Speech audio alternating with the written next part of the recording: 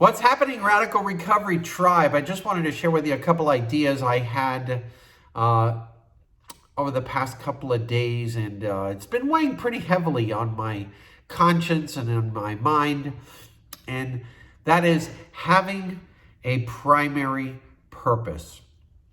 What does it mean to be a recovering person? Well, it means that you're practicing the 12 steps of recovery, and it also means that you're attempting to live by a singular purpose, a primary purpose, and that should be one that dictates our paradigm, our very consciousness, and that is to carry the message.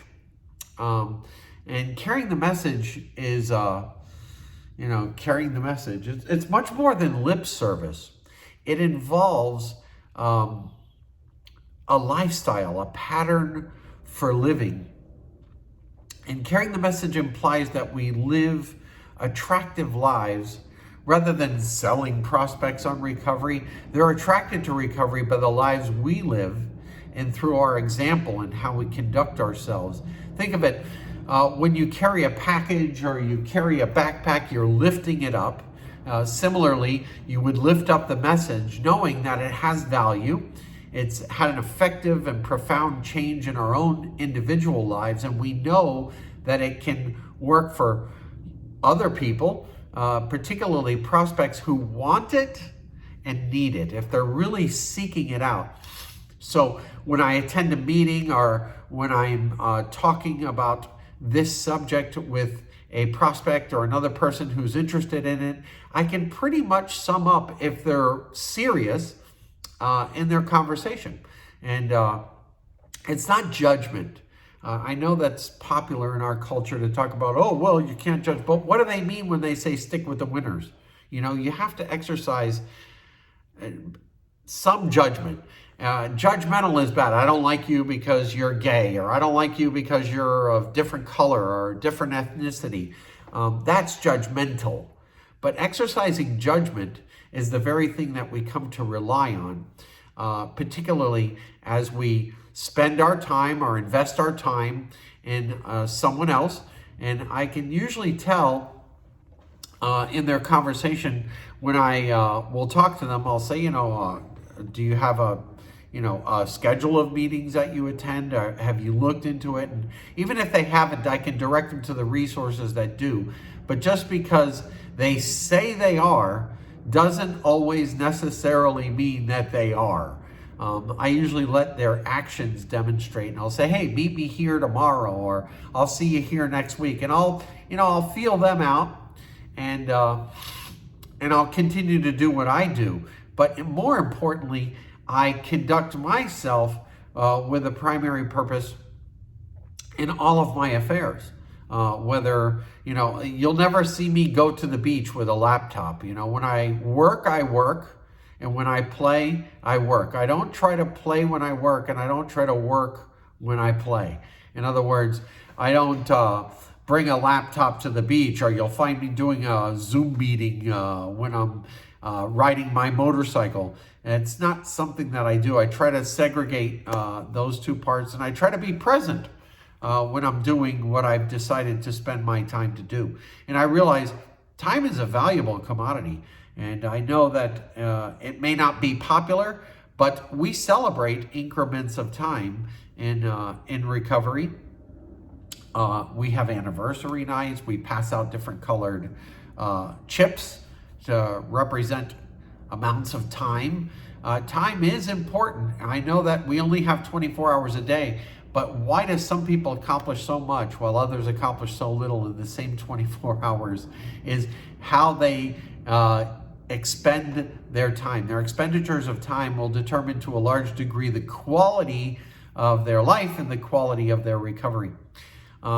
It's important to find our primary purpose, and even the height, the pinnacle, the very summit of recovery is to live by mission, to have a constitution about ourselves that say, this is who I am, this is what I am, this is why I am. The ancient philosophical questions have attempted to be answered with ourselves and with God, and commune in prayer and meditation. We consider these things deeply because we know that they are the cause and the root of the problem. That is without question, in my opinion.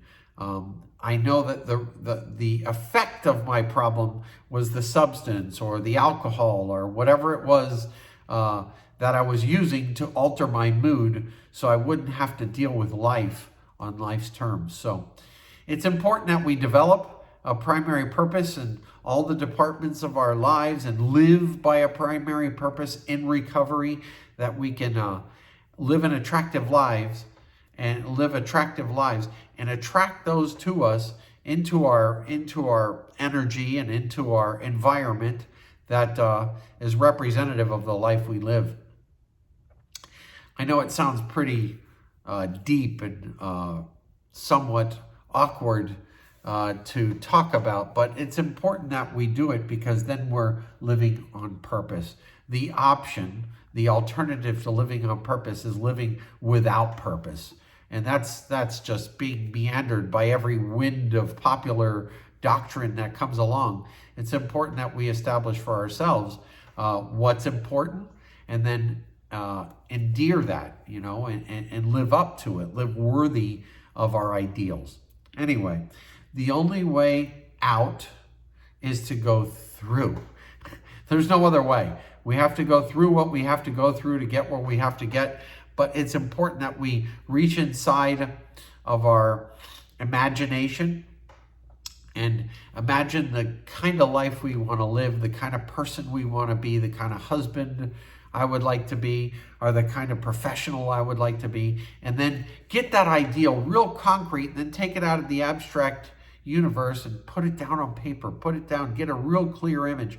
That is the height of proactivity. That's the height, the pinnacle, the summit of what I can do with my agency, and then commence to live it out. That becomes a blueprint for how I live. And when I live that way, it's amazing what kind of things and opportunities and people I attract into my life and recognize it for what it is, because I'm clear on who I am, what I am, and why I am.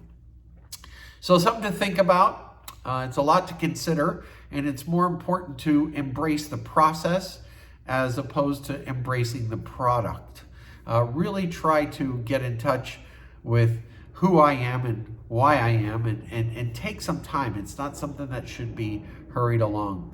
Find your primary purpose. The only way out is through. And if you don't, you'll live without purpose, and that's just tragedy. All right? So talk to you later, and have a great life. Bye-bye.